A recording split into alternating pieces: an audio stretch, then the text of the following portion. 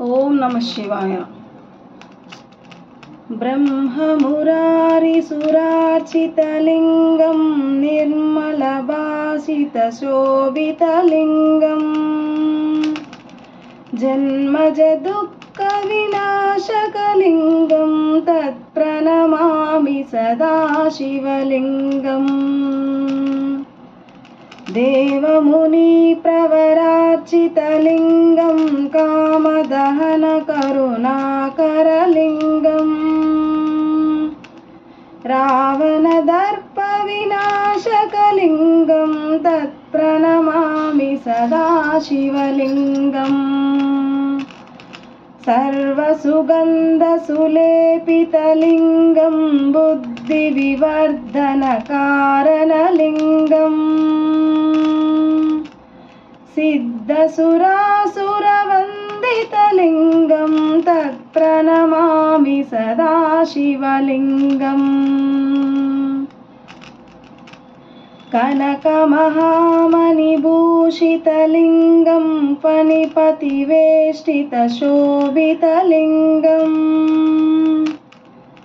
दक्षसुयज्ञविनाशकलिङ्गं तत्प्रणमामि सदा शिवलिङ्गम्। कुङ्कुमचन्दनलेपितलिङ्गं पङ्कजहारसुशोभितलिङ्गम्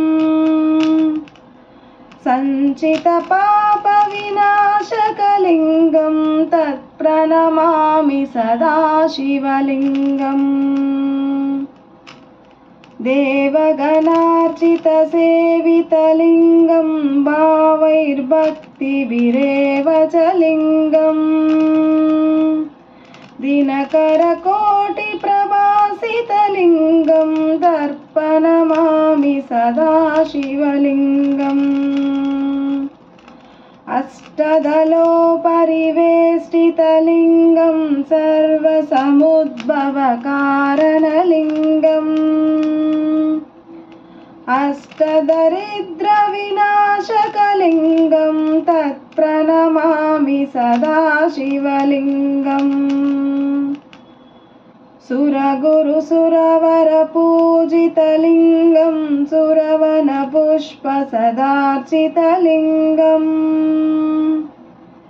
परमपदं परमात्मकलिङ्गं तत्प्रणमामि सदा शिवलिङ्गम्।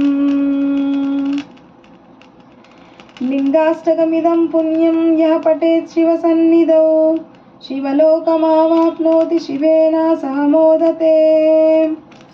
हर हर हर हर महादेव शम्भो शङ्कर पतः पार्वती परमेश्वराय नमः।